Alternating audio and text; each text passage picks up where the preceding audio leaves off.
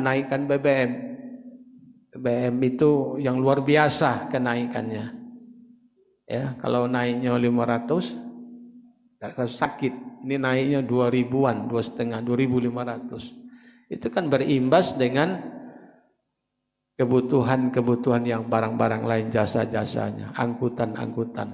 Walaupun ada kompensasi katanya, bantuan sosial, ya uang-uang itulah yang dapat, bantuan-bantuan.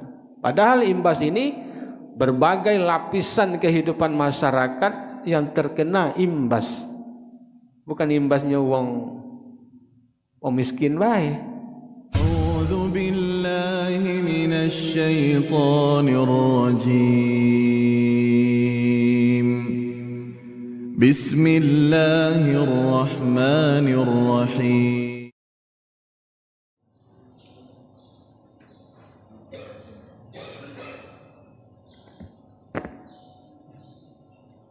Assalamualaikum warahmatullahi wabarakatuh. Innal hamdalillah nahmaduhu wa nasta'inu wa nastaghfiruh wa na'udzu billahi min syururi anfusina wa min sayyiati a'malina. May yahdihillahu fala mudilla lahu wa may yudlil fala hadiyalah. Asyhadu an la ilaha illallah wahdahu la syarikalah wa asyhadu anna Muhammadan abduhu wa rasuluh la nabiyya ba'dah.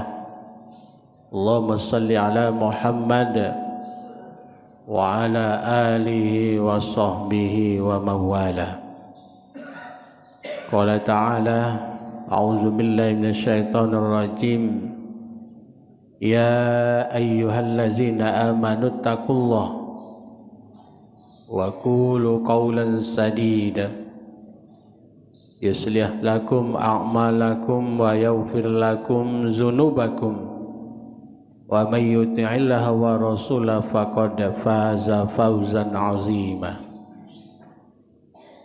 Inna 'aradna al-amanata 'alas samawati wal ardi wal jibal fa abaina ay yahmilnaha wa ashfaqna minha wa hamalahal insan innahu kana zaluman jahula. Liyu'adziballahu al-munafiqina wal munafiqat wal musyrikina wal musyrikat wa yatuballahu 'alal mu'minina minat wa kana Allahu ghafurur rahima. Bapak Ibu jamaah salat subuh Masjid Raya yang dimuliakan oleh Allah, tidak ada kata yang pantas yang diucapkan kecuali rasa syukur kita kepada Allah Subhanahu wa ta'ala atas begitu banyak nikmat. Kalau kita disuruh menghitung nikmat, tidak sanggup untuk menghitungnya. Kita hanya disuruh untuk mensyukurinya, serta kasih sayang kepada seluruh manusia. Sehingga sampai saat ini kita semua masih diberikan berkah kehidupan. Semoga semua tergolong manusia yang mendapatkan berkah hidayah dari Allah Subhanahu wa ta'ala. Selawat dan salam tak lupa kita haturkan kepada junjungan kita Nabi Muhammad sallallahu alaihi wasallam,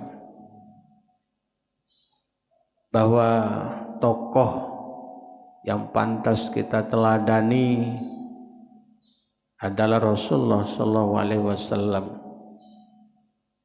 Dengan meneladaninya adalah kunci sukses dalam menjalankan hidup, dan semoga kelak kita mendapatkan syafaat dari beliau di hari akhir nanti. Dan juga kita sebagai manusia, sebagai umat Muhammad SAW,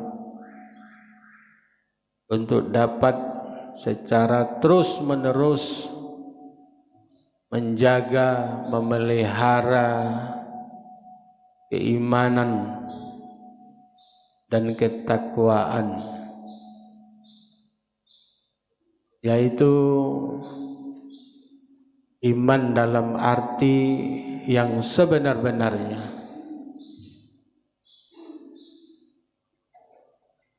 dan takwa dalam arti yang sebenar-benarnya, yaitu dapat menyambungkan hablum minallah wa hablum minan nas, baik hubungan kita dengan Allah, juga baik hubungan kita dengan sesama manusia. Itu artinya keseimbangan. Bapak Ibu yang dirahmati Allah, adapun tema kita pada kajian subuh ini adalah menjaga amanah. Bapak Ibu yang dirahmati Allah,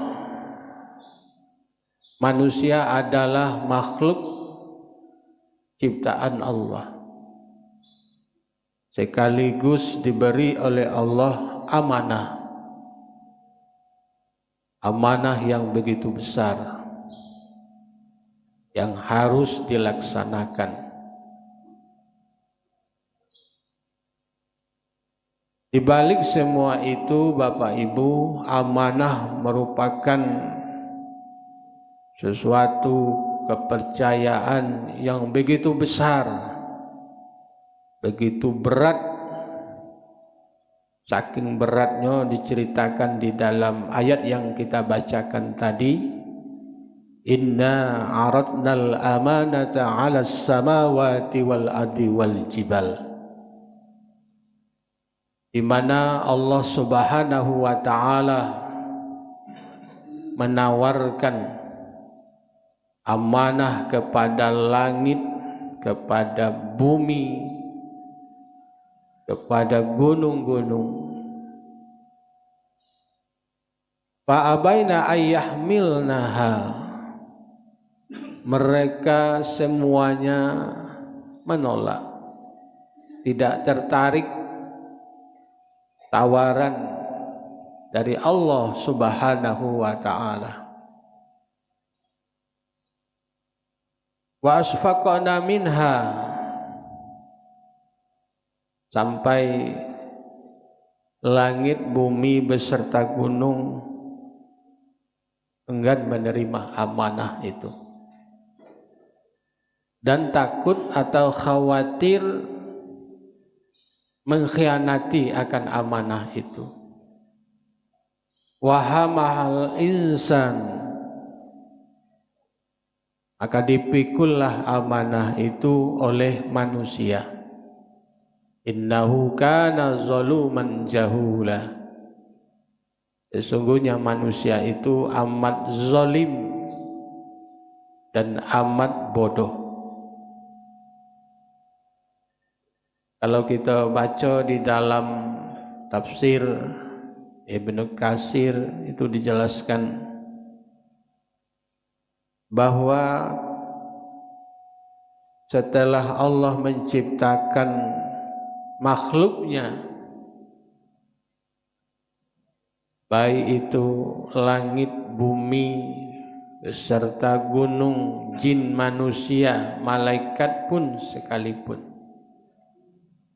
Allah hadirkan mereka bersama-sama. Setelah itu Allah menawarkan amanah kepada mereka semua sebelum menawarkan amanah itu kepada manusia. Allah tawarkan amanah itu yang pertama kepada langit, di mana langit menolak, enggan, tak sanggup ji langit. Aku inilah memikul beban 7 lapis langit yang dihiasi oleh bintang dan lain sebagainya. Di situ juga ada malaikat yang memikul aras. Ini belah tak sanggup. Ditambah lagi nak mikul amanah, tak sanggup. Walaupun Allah menawarkan, jika engkau menerima amanah ini wahai langit, engkau akan diberikan, kalau engkau berbuat baik akan diberikan pahala, ganjaran, kemuliaan. Dan jika engkau berbuat salah, berbuat keburukan, bahwa engkau akan disiksa. Namun langit menolak, tak sanggup. Begitu juga tawar yang diberikan oleh Allah kepada bumi. Bumi juga berkata, 7 lapis bumi yang dihiasi dengan berbagai pepohonan yang kuat, yang keras, tak disuruh memikul amanah, tak sanggup. Walaupun engkau berikan kehormatan, kemuliaan, surga, tak sanggup. Termasuk gunung-gunung juga tak sanggup memikul amanah. Terakhir Allah tawarkan kepada manusia, itu kepada Adam alaihissalam. Hai Adam, kau bersedia menerima amanah? Nah, kemudian Allah menambah dengan kata-kata, dengan ada konsekuensinya, segala akibatnya. Jika engkau berbuat baik, engkau akan mendapat pahala, ganjaran, bahkan surga yang Allah berikan.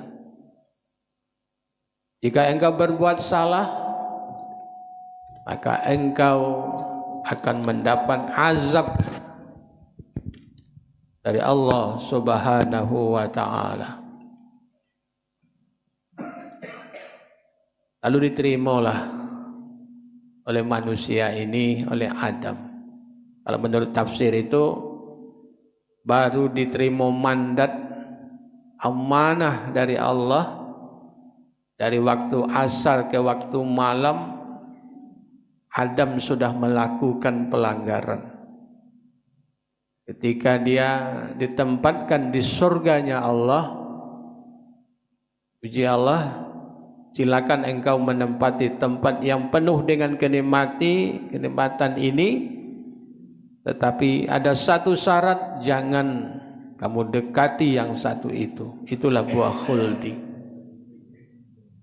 Itulah manusia, Pak. Baru sebentar menerima amanah dengan segala konsekuensinya, akibatnya lah melanggar. Itulah manusia. Jadi manusia ini memang amat zalim, amat bodoh menerima amanah ini. Namun demikian, manusia diberi kesempatan oleh Allah untuk kembali ke jalan Allah. Jika mereka berbuat salah, Allah tidak langsung mengazabnya. Di situ letaknya Allah Maha Karim, Maha mulianya Allah. Sebesar apapun dosa manusia, Allah tidak langsung memberikan sanksi, tetapi Allah memberikan kesempatan kepada manusia untuk kembali ke jalannya. Inilah di ujung ayat tadi, liyu'adziballahu al-munafiqina wal munafiqat wal musyrikina wal musyrikat. Sehingga Allah mengazab, menghukum orang-orang munafik laki-laki dan munafik perempuan, orang musyrik laki-laki dan orang musyrik perempuan. Wa yatuballahu 'alal mu'minina wal mu'minat. Dan Allah Maha menerima taubatnya orang-orang yang beriman laki-laki dan beriman perempuan. Wa kana Allah ghafurur rahim. Sungguhnya Allah Maha penerima taubat, Maha pengasih, lagi Maha penyayang. Jadi Bapak Ibu, sebesar apapun kesalahan manusia, kalau manusia bertaubat kembali ke jalan Allah, selagi nyawa masih di kandung badan, kalau dia mau kembali kepada Allah ke jalan yang lurus, taubatnya akan diterima oleh Allah. Kecuali hanya orang-orang munafik, orang-orang musyrik akan langsung diazab oleh Allah Subhanahu wa ta'ala. Bapak Ibu yang dirahmati Allah, dari ayat ini dapat kita ambil 3 poin penting. Bahwa ternyata manusia ini mempunyai tugas amanah yang dipercayakan oleh Allah di muka bumi ini, di dunia ini. Yang pertama adalah amanah sebagai khalifah. Ja'ilun fil ardi khalifah. Sebagai khalifah, sebagai pemimpin. Untuk apa? Mengelola, memelihara bumi ini. Sebagai pemimpin manusia, sebagai pemimpin bagi negara, sebagai pemimpin bagi wilayah, sebagai pemimpin bagi daerah, sebagai pemimpin sampai ke RT, termasuk pemimpin bagi keluarganya, termasuk pemimpin bagi dirinya sendiri. Semua itu kullukum ra'in wa kullukum mas'ulun 'an ra'iyah. Setiap manusia pemimpin dan akan nanti diminta akan kepemimpinan itu, diminta pertanggungjawaban oleh Allah. Nah, sekarang orang berduyun-duyun nak jadi pemimpin. Padahal pemimpin itu adalah amanah. Amanah yang harus dijaga dan dilaksanakan dengan sebaik-baiknya. Bukan untuk diperebutkan. Bahkan dengan segala cara manusia memperebutkan yang namanya kepemimpinan. Presiden itu cuma sikok. Tapi orang berduyun-duyun nak nyalon jadi presiden. Padahal itu adalah amanah yang begitu besar, khususnya Indonesia ini yang penduduknya lebih dari 250 juta. Kalau tidak benar-benar memimpinnya selama dia pimpin, nah, tagolah nanti akan diminta pertanggungjawabannya. Tapi daripada dipimpin oleh orang non-Islam, kita harus berusaha untuk mendapatkan pemimpin itu. Jadi pilihlah pemimpin orang Islam, orang yang takut kepada Allah, orang yang mencintai Allah dan mencintai, menyayangi rakyatnya. Bukan pemimpin menerima amanah bahkan di atas kepalanya disumpah dengan atas nama Allah. Tetapi setelah dia menerima amanah, mereka melupakan, mengabaikan amanah itu sendiri. Ini yang terjadi sekarang ini. Untuk itu mari kita berhati-hati, apalagi disumpah. Apakah sumpah itu simbolis? Baik, kita tidak tahu. Demi Allah kalau agamanya Islam, ya, demi Allah, ya, tidak takut itu, demi Allah. Tetapi beberapa hari, beberapa bulan, berjalan hari, tahun, mereka mengabaikan amanah yang begitu berat. Langit, bumi, gunung tidak sanggup menerima tawaran Allah. Tapi karena manusia yang ceroboh, manusia yang amat zalim, amat bodoh, diterimalah amanah ini. Walaupun konsekuensinya Allah akan memberikan ganjaran kalau dia memimpin menjadi khalifah, melahirkan kebaikan-kebaikan, kemanfaatan, maka dia akan diberi pahala yang begitu besar. Artinya surga yang dijanjikan oleh Allah. Sebaliknya, apabila dia mengkhianati amanah yang telah diberikan kepadanya, bahwa azab Allah itu amat pedih. Amat pedih. Jangan tak mudah-mudah menerima amanah, bahwa kadang-kadang manusia ini disesatkan oleh yang namanya hawa nafsu, keserakahan, ketamakan, sehingga mereka berpaling dari amanah yang telah diberikan kepadanya.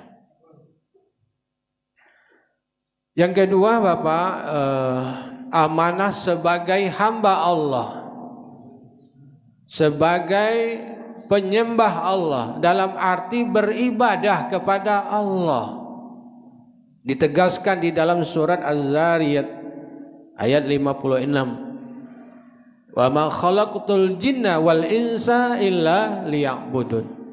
Tidaklah kuciptakan jin dan manusia kecuali hanyalah untuk beribadah kepadaku. Jadi Bapak, beribadah kepada Allah itu merupakan amanah. Terutama ibadah-ibadah yang berkaitan dengan ibadah mahdhah, ibadah wajib. Contohnya salat. Salat itu adalah amanah. Amanah dari Allah.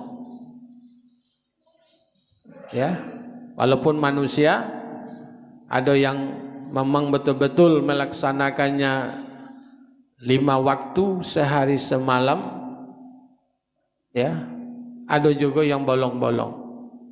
Padahal itu amanah.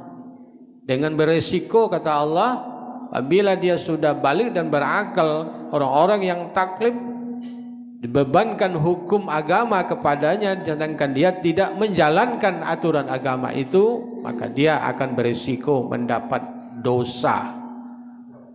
Dosa itu kalau dia tidak bertaubat kepada Allah, maka dia akan mendapatkan azab dari Allah Subhanahu wa ta'ala.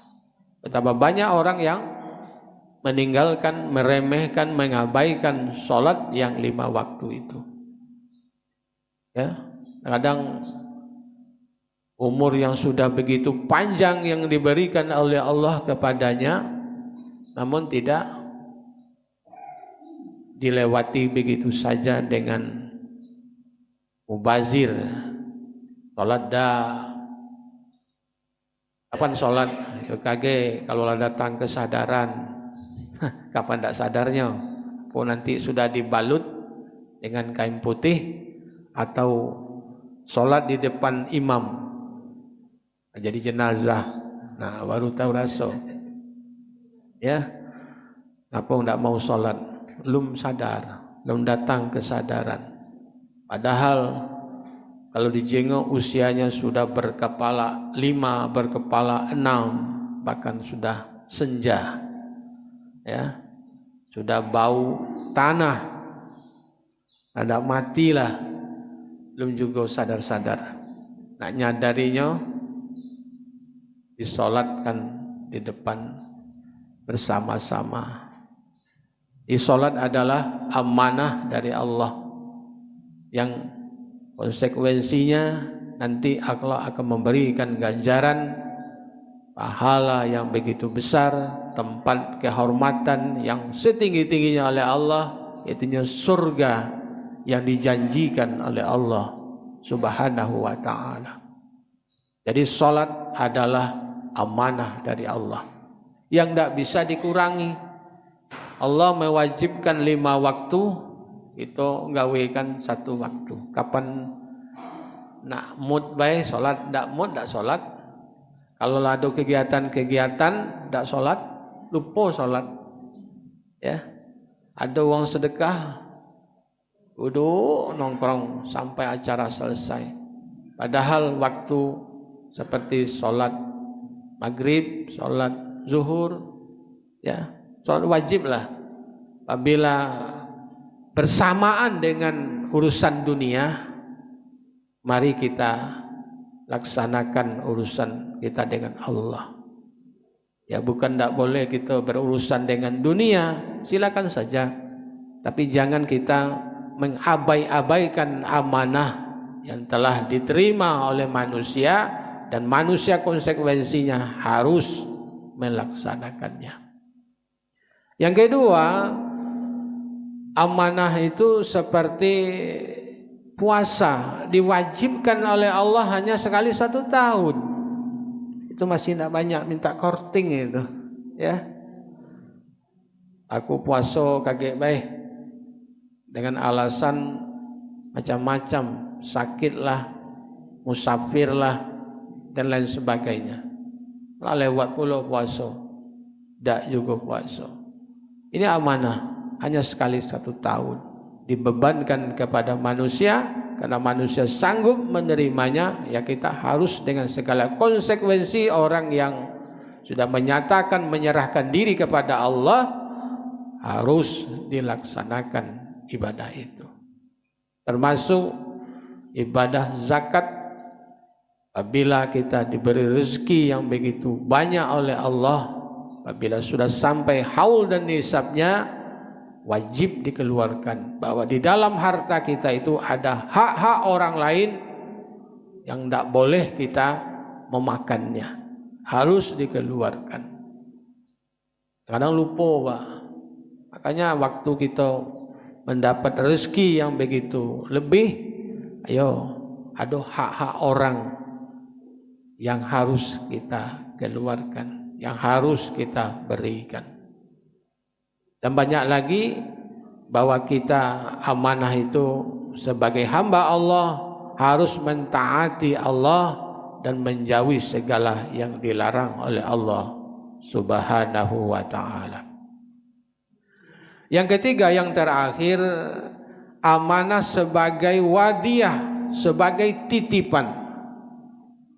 Banyak apa yang ada yang melekat pada diri kita itu adalah amanah. Harta yang melimpah ruah itu adalah amanah. Yang kita cari siang malam ditumpuk gitu ya, adalah titipan. Anak yang ada pada kita itu adalah amanah yang diberikan oleh Allah kepada kita.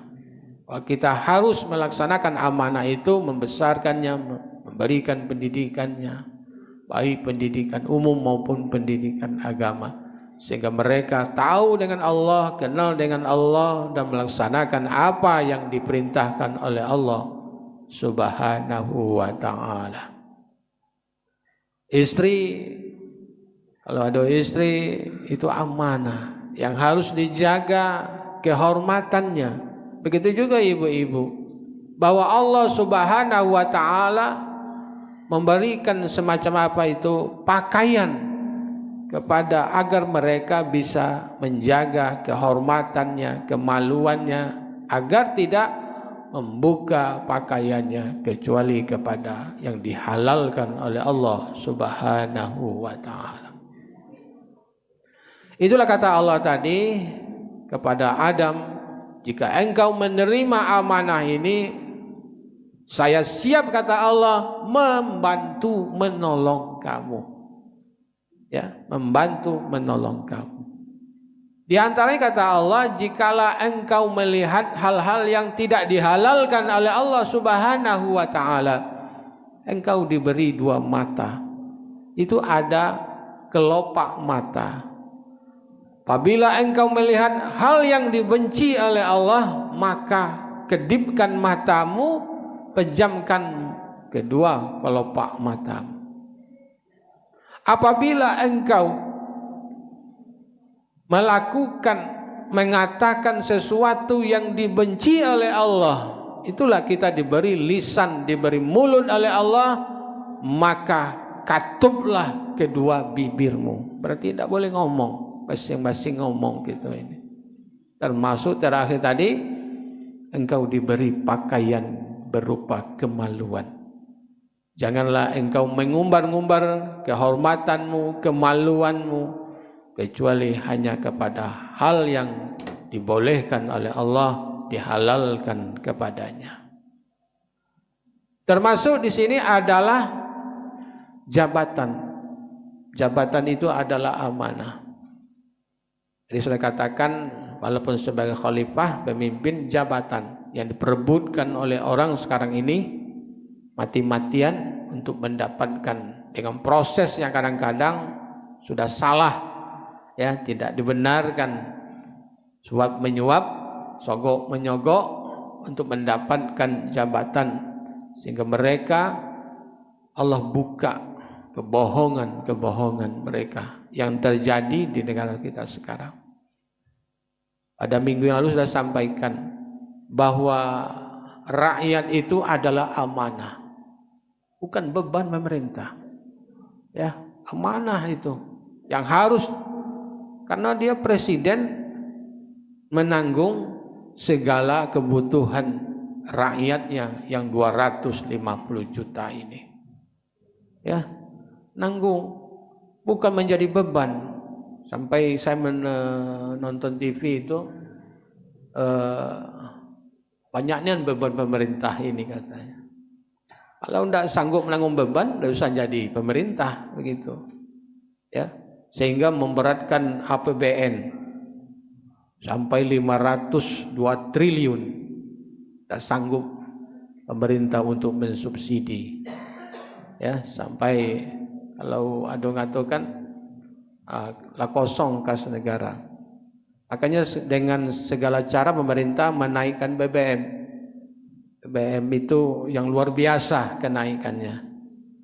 Ya, kalau naiknya 500 tidak sakit. Ini naiknya 2000-an, 2,5, 2.500. Itu kan berimbas dengan kebutuhan-kebutuhan yang barang-barang lain, jasa-jasanya, angkutan-angkutan. Walaupun ada kompensasi katanya, bantuan-bantuan sosial, ya uang-uang itulah yang dapat, bantuan-bantuan. Padahal imbas ini berbagai lapisan kehidupan masyarakat yang terkena imbas. Bukan imbasnya uang miskin baik. Seluruh masyarakat berimbas. Yaitu beban. Tapi kalau pemerintah itu dijadikan sebagai beban, ini sudah kita anggap itu sudah keterlaluan. Ini adalah amanah yang harus dipikul, yang harus dijalankan. Bagaimana akal? Jangan sampai rakyat yang 250 juta ini ya mati kelaparan dengan usaha pemerintah. Mungkin barangkali kalau tidak hidup, tariklah nyawa dewek-dewek, usaha dewek-dewek. Kan ada kata dari pemimpin kita ini, pejabat negara ini, waktu harga minyak goreng naik, jangan banyak ego menggoreng-goreng itu yang digoreng, ya, rebus-rebus wae. Itu kan omongan. Ketika beras naik, apa katanya? Banyak-banyaklah berpuasa, diet. Ada juga ngato pejabat itu cukup 2 pisang sehari. Itu bukan eceng gondok. Ya, bukan omongan yang menyenangkan hati rakyat. Ya, ya Allah, ya, ini bukan jadi beban. Kalau jadikan amanah itu tanggungan. Bagaimana dia bisa mencukupkan kebutuhan rakyat ini. Namun pemerintah, walaupun dia tadi subsidi separuh dari yang tadi Pak, 5,502 triliun menjadi 24,47 triliun. Yang dibantu itu adalah masyarakat 20,17 triliun atau 20,17 juta penduduk yang mendapatkan manfaat. 150 sebulan. Ya. Bukan itu yang naik. Segala aktivitas, segala apa naik kalau. Ongkos lah mulai naik. Ya, biasanya ongkos 500, sekarang lah 700. Ke Jakarta itu, ke Bandung, yang luar biasa. Ke Padang itu sudah 280.000.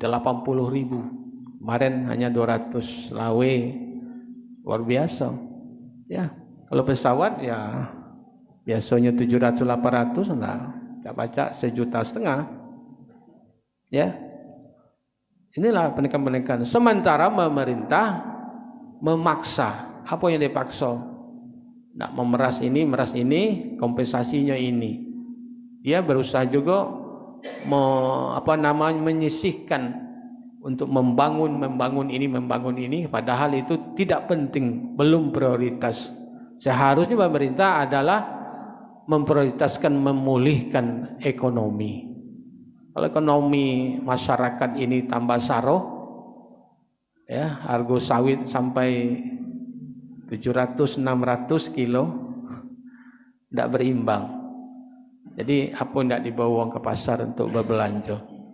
Ya, mudah-mudahan kalau memang pemerintah itu, pemimpin itu memikirkan rakyatnya, bukan memikirkan diri sendiri.